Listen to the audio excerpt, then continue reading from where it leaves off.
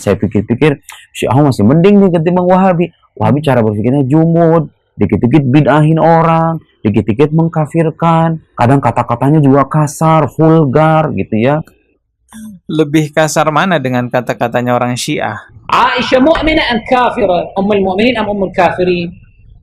Ummul kafirin kafirah, zindiqah. Assalamualaikum warahmatullahi wabarakatuh. Kali ini pembahasan kita yaitu mengenai Bang Heri Pras dengan Ustadz Nuruddin. Ada hal yang menarik untuk dibahas dari Bang Heri Pras dengan Ustadz Nuruddin ya. Jadi Bang Heri Pras ini membongkar tulisan lamanya Ustadz Nuruddin yang ternyata Ustadz Nuruddin ini lebih memilih jadi Syiah ketimbang jadi Salafi Wahabi katanya. Ya, kalau disuruh pilih antara dua hal itu ya, pilih mana nih, Syiah atau Salafi? Katanya lebih milih jadi Syiah. Sebenarnya haknya Ustadz Nuruddin ya, jika memang lebih memilih Syiah ketimbang Wahabi. Bahkan haknya Ustadz Nuruddin juga kalau mau murtad misalnya kan, la ikraha fiddin. Oh ya mohon maaf ya, bahasa Arab saya itu tidak sebagus bahasa Arabnya Ustadz Nuruddin. Jadi jangan diprotes nih, karena pendidikan saya tidak setinggi dengan Ustadz Nuruddin. Nah, kembali ke pembahasannya, nggak ada paksaan Ustadz Nuruddin ini mau jadi Syiah atau mau jadi Salafi, terserah Ustadz Nuruddin aja. Cuman kalau Ustadz Nuruddin ini menarasikan seolah-olah Syiah ini lebih baik, seolah-olah mau menormalisasi Syiah di Indonesia, jangan salahkan kami mengkritisi, mencegah narasi Anda, karena kami tidak ingin pemahaman Syiah dianggap normal di Indonesia, bahkan beredar luas di Indonesia. Oke, kita akan simak dulu aja video dari Bang Heri Pras. Nanti kita akan simak juga video bantahan dari Ustadz Nuruddin ya. Kita simak dulu video berikut ini. Ini diposting oleh Bang Udin pada tanggal 22 Mei 2021. Berarti sekitar 3 tahun yang lalu. Dia sudah memilih, teman-teman. Memilih lebih baik menjadi Syiah daripada Wahabi, teman-teman. Dan di sini sangat parah, teman-teman. Kalau kita membaca ini sampai selesai, parah, teman-teman. Kita baca yang paling mendasar. Kedua, orang Syiah tidak suka mengkafir-kafirkan atau menyesat-nyesatkan. Orang Syiah, Mang Udin, mengkafirkan Abu Bakar, mengkafirkan Umar, mengkafirkan Utsman, mengkafirkan Aisyah. Jadi salah satu sebab katanya Ustadz Nuruddin ini lebih memilih Syiah ketimbang Salafi karena katanya orang Syiah ini tidak suka mengkafir-kafirkan. Sedangkan orang-orang Salafi katanya suka mengkafir-kafirkan. Tapi ini ada fakta video yang dipaparkan oleh Bang Heri Pras. Coba kita lihat nih. Aisyah mu'minah am kafirah? Ummul mu'minin am ummul kafirin? Ummul kafirin kafirah, zindiqah. اللي يحبوا الصحابة عندهم كافر ووصلوا إلى درجة يقولون اللي ما بيلعن اللي ما يلعن يعني أنت ما حبيت أبا بكر ما حبيته أنت كافر حتى تلعن أبا بكر وحتى تلعن عثمان. Ya, seburuk-buruknya pandangan Anda terhadap Salafi, tidak ada satupun orang Salafi yang berani mengkafirkan istri Rasulullah. Tidak ada satupun orang Salafi yang berani mengkafirkan sahabat Rasulullah. Itu camkan baik-baik ya. Coba kita simak lagi videonya ini.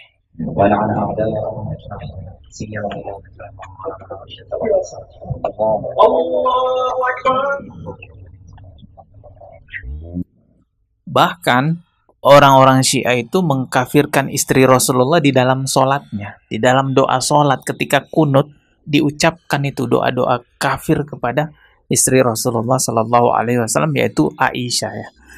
Astagfirullahaladzim. Coba kita simak ya klarifikasi dari Ustadz Nuruddin ya.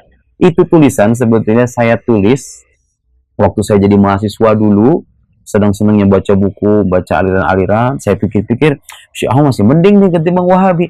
Wahabi cara berpikirnya jumud, dikit-dikit bid'ahin orang, dikit-dikit mengkafirkan, dikit Syiah masih mending daripada Salafi. Katanya Syiah itu berpikirnya lebih baik lah gitu ya. Kalau orang-orang Salafi itu jumud, suka mengkafirkan. Padahal kita tahu siapa kelompok yang berani mengkafirkan istri Rasulullah dan para sahabat. Bukan dari kalangan orang Salafi, teman-teman.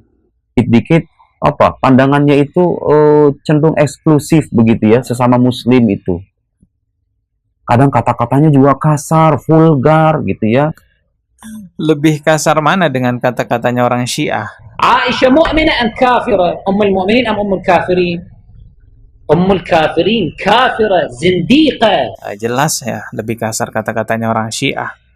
Kemudian terlalu ofensif kalau mengkritik, Sementara orang Syiah ada Bakir Sadr, Masya Allah, yang punya falsafatuna itu. Masya Allah. Yang diakui hatta oleh beberapa dosen saya sendiri sebagai buku yang bagus. Termasuk Grand Syekh Al-Azhar. Ya, lihat. Terus kalau orang mengakui hal positif dalam mazhab Syiah atau tokoh tertentu di Syiah, apakah itu artinya jadi orang Syiah? Pak Nuruddin yang tercerdas, yang bahasa Arabnya wah luar biasa. Anda memuji-muji Syiah, mengatakan Syiah itu lebih baik daripada Salafi karena di Syiah itu ada tokoh Bakir Sadr yang ilmu filsafatnya luar biasa. Saya pikir-pikir Syiah masih mending nih ketimbang Wahabi. Wahabi cara berpikirnya jumud, dikit-dikit bid'ahin orang. Sementara orang Syiah ada Bakir Sadr, Masya Allah, yang punya falsafatuna itu. Yang diakui hatta oleh beberapa dosen saya sendiri sebagai buku yang bagus. Pak Nuruddin yang tercerdas nih ya, coba dengar. Kalau Anda mau menilai Syiah itu jangan lihat satu tokoh, tapi lihat Syiah pada umumnya itu seperti apa pemahamannya, bagaimana perilakunya orang-orang Syiah secara umum. Hanya ada di orang Syiah zina dilegalkan dengan alasan nikah mut'ah.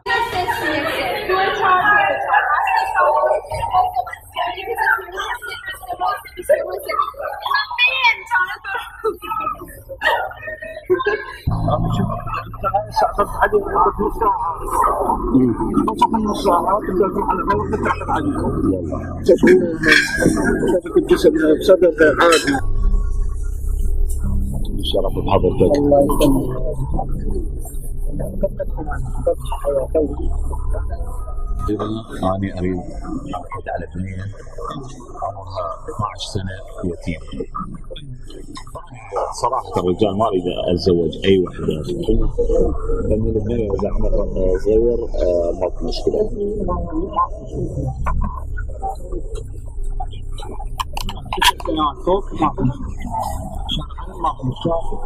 Hanya ada di Syiah Al-Quran dianggap kurang. Hanya ada di Syiah ajaran memaki-maki para sahabat, memaki istri Rasulullah dianggap ibadah. Seburuk-buruknya orang Salafi, nggak ada yang seperti itu, yang separah orang Syiah. Seburuk-buruknya orang Salafi yang Anda anggap keras, yang Anda anggap jumud ya, tidak ada satupun orang Salafi yang berani mencaci maki istri Rasulullah, mengatakan bahwa Al-Quran itu kurang, masih perlu ditambahin lagi. Tidak ada satupun orang Salafi yang berani melegalkan zina dengan dalih nikah mut'ah. Jadi harusnya lihat Syiah secara umum, jangan lihat satu tokoh filsafat yang ada di Syiah, karena kamu juga suka filsafat, akhirnya mengatakan, oh nggak apa-apa Syiah ini lebih baik daripada Salafi. Oh, itu bukan cara berpikir orang-orang terpelajar, itu cara berpikir SDM rendah kalau begitu cara berpikirnya. Coba kita lihat lagi nih videonya. Dan ini tulisan saya tulis sebagai bentuk kritik sama orang-orang Salafi Wahabi itu.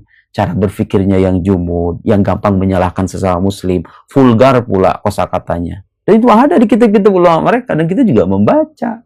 Gitu ya. Sementara saya ketika membaca orang Syiah, luar biasa nih, mantik, logika, kalam, filsafat, kaya sekali. Dari tadi saya dengar filsafat aja terus. Sampai karena di Syiah ada tokoh filsafat, ya, katanya Bakir Sadr itu namanya, lebih memilih Syiah daripada Salafi katanya. Astagfirullah. Ya, pendidikan saya tidak setinggi Ustadz Nuruddin ya, bahasa Arab saya tidak sebagus Ustadz Nuruddin, tapi alhamdulillah Allah memberikan hidayah kepada saya, pengetahuan kepada saya bahwa ajaran Syiah ini bahaya, ajaran Syiah ini sesat, menyimpang. Sekali lagi saya katakan bahwa saya tidak memaksa Ustadz Nuruddin untuk menjadi Salafi, enggak. Mau jadi Syiah, mau jadi apapun, ya terserah Ustadz Nuruddin. Cuman kalau narasi Ustadz Nuruddin ini seolah-olah menormalisasi ajaran Syiah di Indonesia, ya kita nggak bisa diamkan itu. Ya harus kita lawan. Bahaya sekali kalau Syiah sudah dinormalisasi di Indonesia. Ajarannya mencaci maki para sahabat, ajarannya mencaci istri Rasulullah, zina dilegalkan dengan alasan nikah mut'ah, Al-Quran dianggap kurang, dan seburuk-buruknya orang Salafi nggak ada yang begitu. Dan seburuk-buruknya orang Salafi, faktanya Allah takdirkan orang-orang Salafi lah yang mengelola Masjidil Haram, mengelola Masjidil Nabawi. Bersih dari bid'ah, bersih dari kesyirikan, menyembah-nyembah kuburan. Nggak ada di Masjidil Haram seperti itu. Nggak ada di Masjidil Nabawi juga seperti itu. Makam Rasulullah aman seaman-amannya dari kesyirikan. Coba Anda bayangkan, kalau Masjidil Nabawi dikelola oleh orang-orang Syiah, apa yang akan terjadi pada makam Rasulullah? Anda bayangkan kalau Masjidil Haram dikelola orang Syiah, apa yang terjadi pada Ka'bah? Wah, itu bisa dijilat-jilatin semua ya, seperti perilaku mereka di Iran. Wah, itu nggak bisa ditutup-tutupi, sudah tersebar luas itu video-videonya di sosial media, bagaimana mereka memperlakukan makam imam-imam besar mereka, bagaimana mereka membuat replika Ka'bah dan lain sebagainya. Astagfirullahaladzim, ini yang dipilih Ustadz Nuruddin ya, lebih memilih itu daripada memilih Salafi katanya. Wahabi iblis, Wahabi sesat. Panjenengan pernah haji atau tidak? Pernah umroh atau tidak? Mustahil Allah Subhanahu wa taala rela Masjidil Haram dan Masjid Nabawi diimami oleh iblis. Benci ya benci, tapi jangan ekspresif dan jangan keterlaluan. Panjenengan nanti akan malu di depan Allah Subhanahu wa taala. Mustahil sekali lagi Masjidil Haram diimami oleh orang yang sesat, mustahil. Dan yang lebih penting harus kita ketahui bahwa orang Syiah itu menganggap halal darahnya orang-orang Sunni. Ketika mereka sudah berkuasa di sebuah negara, habis kita orang-orang Sunni dihabisi oleh mereka. Coba lihat apa yang terjadi pada saat Syiah sudah mulai berkuasa. Anda harus paham ya, orang-orang Syiah menganggap Anda semuanya ahli sunnah kafir. Dalahnya halal. Mau lihat buktinya? Apa yang mereka lakukan di Irak? Mereka menggantung Saddam, membunuh umat Islam ribuan di Irak. Semua yang berpaham Sunni dihancurin, dibunuh. Dan bukan cuma dibunuh, masjidnya dirusak. Kapan mereka berkuasa pastikan darah antum halal? Emang sudah begitu. Di Irak itu bukti. Di Syria itu 225 ribu orang Sunni dibunuh karena mereka anggap itu ibadah. Ini bukan main-main ini, gitu kan? Ya, jadi kalau Pak Nuruddin mau jadi Syiah, Anda aja yang jadi Syiah. Jangan pelan-pelan menyebarkan narasi halus ya. Halus banget narasinya seolah-olah Syiah ini baik, ada kebaikan di Syiah, lama-lama dinormalisasi di Indonesia. Astagfirullahaladzim. Ketemu lagi di video berikutnya, subscribe dan juga loncengnya ditekan sebagai notifikasi. Wassalamualaikum warahmatullahi wabarakatuh.